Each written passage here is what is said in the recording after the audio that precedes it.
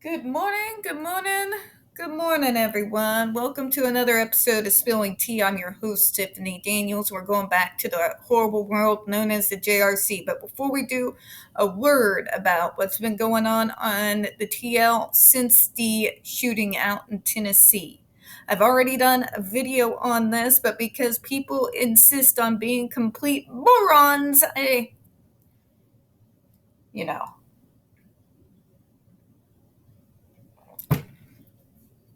Let me repeat this to you, particularly to the Republicans who were not yet alive during the Columbine shootings.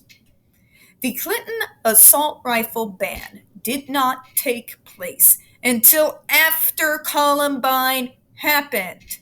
Matter of fact, it was a move that was led by the politicians at the time in response to the events that took place during Columbine. There may have been some school shootings between Columbine and Virginia Tech, but the first major one that I remember happened at Virginia Tech a good almost decade after that assault ban went through, after it had been, of course, allowed to. Basically, the bill was allowed to run out on its timetable. Okay? Do not pay fast and loose with relatively recent history. Most of us, a good chunk of us, me in particular, we were alive during that time. Some of us had even had to go through school lockdowns due to the threat that people either actually had or was imagined during the time period. Okay? The whole world was in a special level of shock because nothing quite on that level had ever happened before.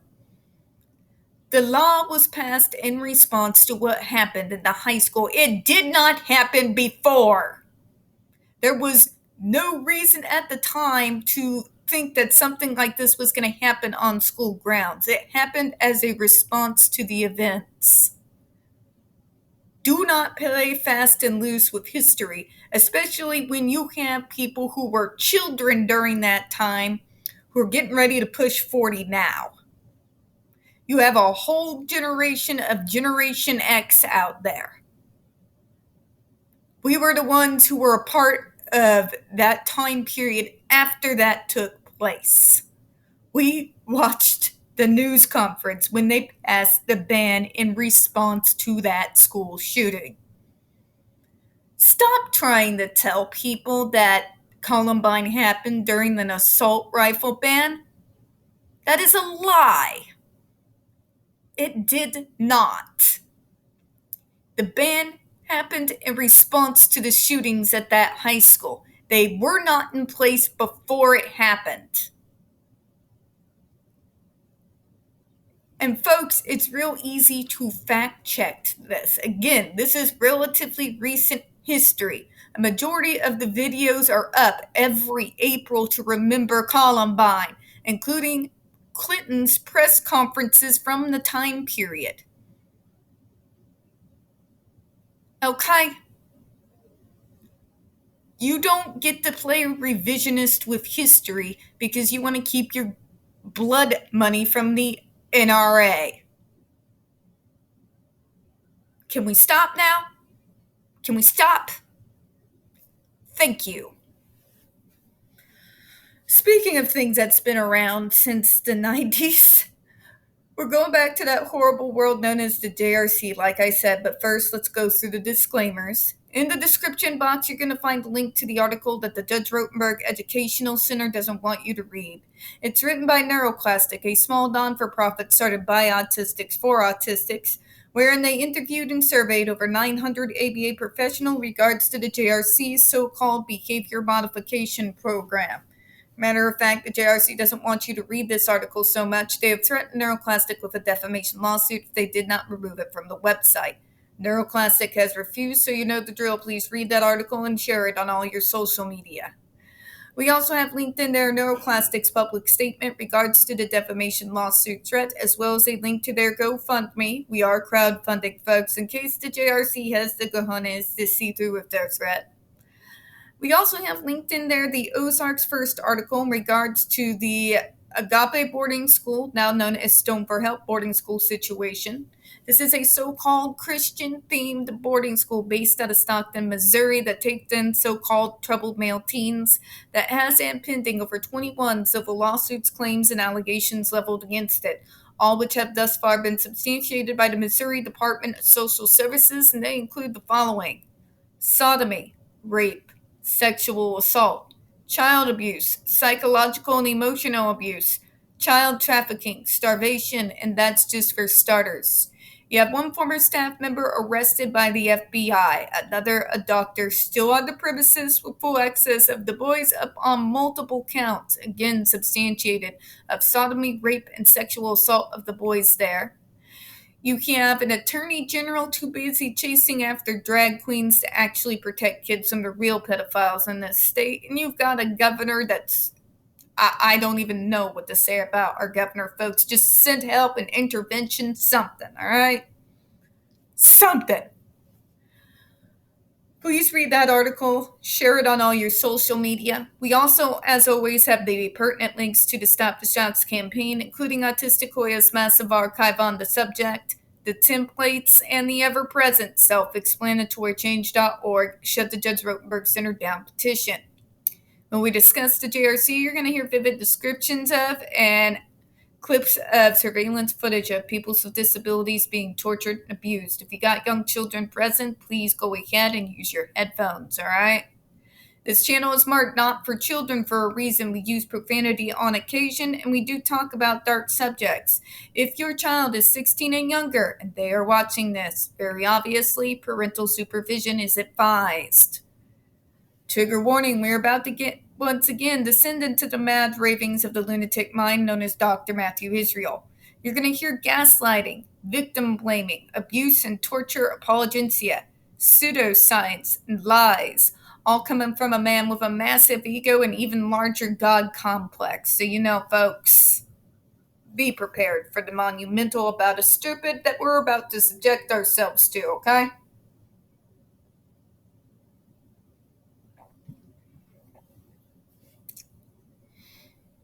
Okay, let's move forward here. We kind of just went over the original first paragraph. This is in regards to them saying that they work closely with their state government, but remember, they have their DMS over a barrel because of the 1986 decree, so we know it's a bunch of bull. So let's read more, shall we? JRC has been and continues to be fully certified by DDS to use aversive interventions. JRC is reevaluated every 2 years by DDS as part of the DDS recertification process. The above reference quotation is from the April 2009 report of the certification team on the application of the Judge Rotenberg Educational Center for Level 3 Behavior Modification Recertification, which DDS granted a 6-month recertification to JRC subject to certain conditions. I'm going to stop you there. They're recertifying you doesn't mean squat, JRC, and I'm going to tell you why. Because no one else in your state is given access to not just use level 3 adversives, but any adversives is all. Matter of fact, all the other programs and schools in your state have had the ability to use so-called adversives completely yanked for them. You are the only school that is still allowed to use these adversives. Now, JRC would have you believe that it's because they're so wonderfully awesome and above par that they get this special treatment.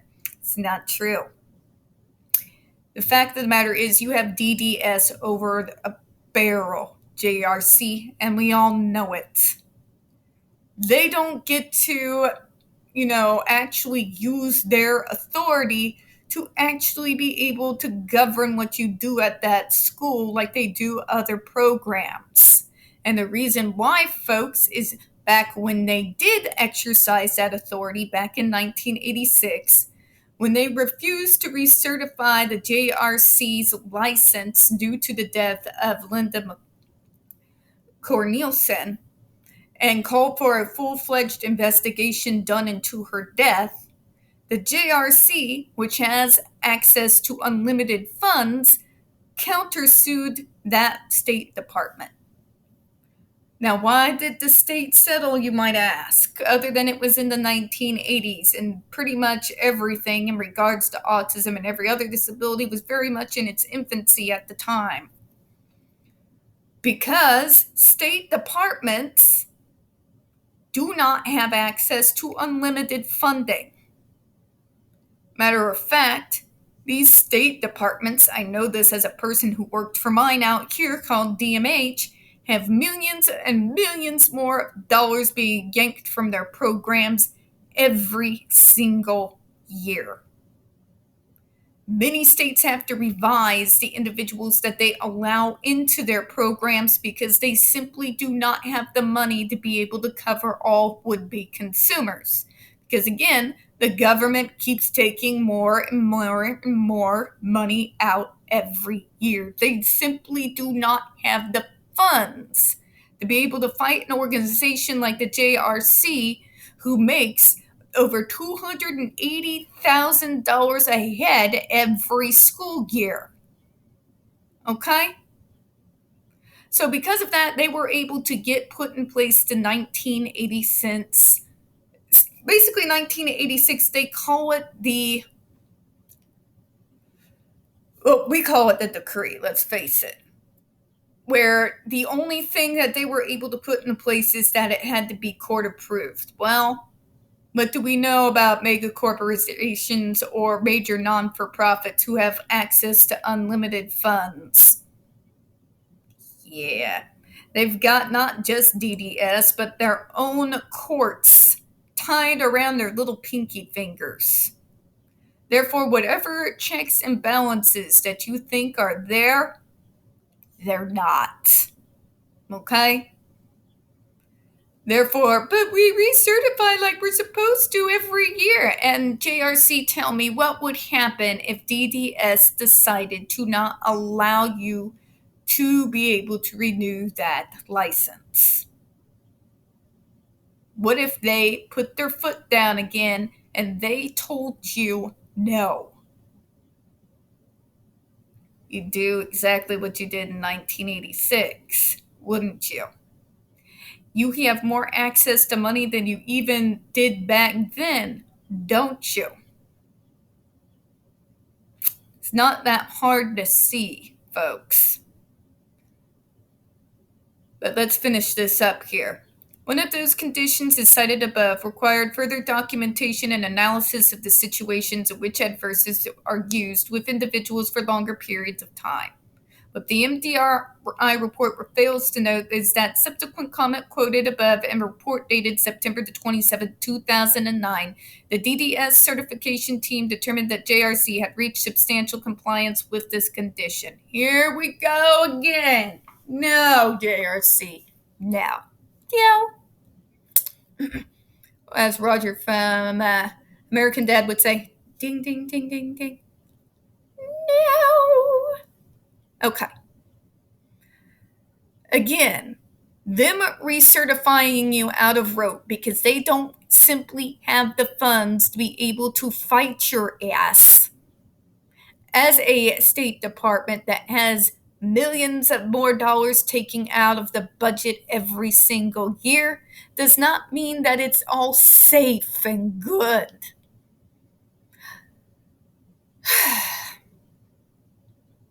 This is what happened, folks, is when you just read the Cliff Notes and you don't actually dig into the research or take a look at the history. It's not that the MDRI refused to know anything, Doctor. That is a lie. They did indeed note that. They simply gave it the context that it deserves. They reported the real history. And you simply just didn't like that, did you?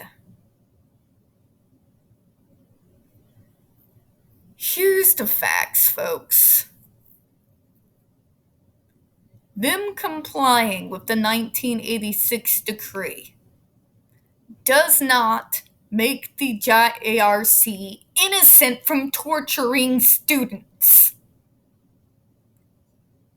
They use that decree and wave it around like a flag so that basically they can do whatever the hell they want to us, and they don't believe anybody should be able to gainsay it or do anything about it.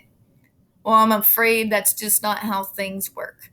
Courts, state laws are not infallible. That's why there's such thing that exists called the appeals process. All right?